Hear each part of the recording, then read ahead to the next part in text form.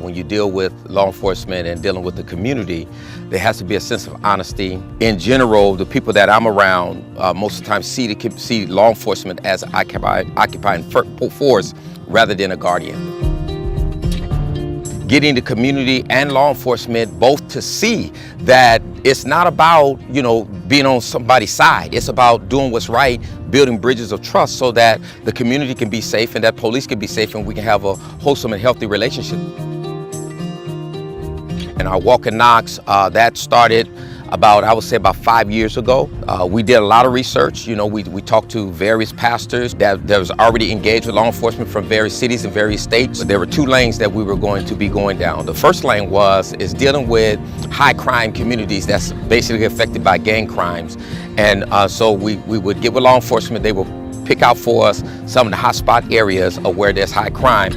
The objective was to walk those communities and not only engage the residents that's being affected by the crime and so on, but also engage the perpetrators because they need help too. So to try to get an assessment, see what their needs may be, to offer them the resources that they need so that they won't be committing crimes. And then the second part of it is that we wanted to get on the front end of gang wars and gun violence and things like that. So when there's a shooting, we get a call or text from law enforcement in regards to who got shot, what community he was in. So we reach out to this individual, especially if it's gang related, try to get an assessment of him and offer him wraparound services.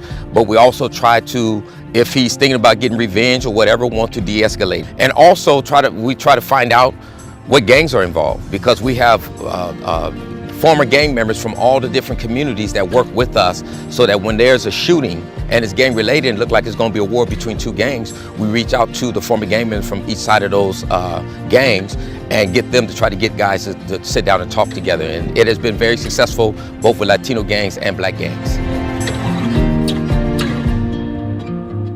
And we couldn't do that without law enforcement working with us, giving us the information that we need. And I know that's one of their big concerns, is because this is intelligence and it takes a lot of trust. Sometimes there's issues of trust there especially when you have new law enforcement officers that come in, we have to reestablish relationships, build relationship with them, get them to trust us and us trust them. The only way we build a healthy and strong relationship is we have to sit down, have some coffee together, get to know each other. And so that's the way you build relationship. When law enforcement and community come together on a consistent basis like that and working together to solve their problems like that, then the community starts seeing law enforcement as guardians or protectors of the community, not someone who's coming in as occupying force.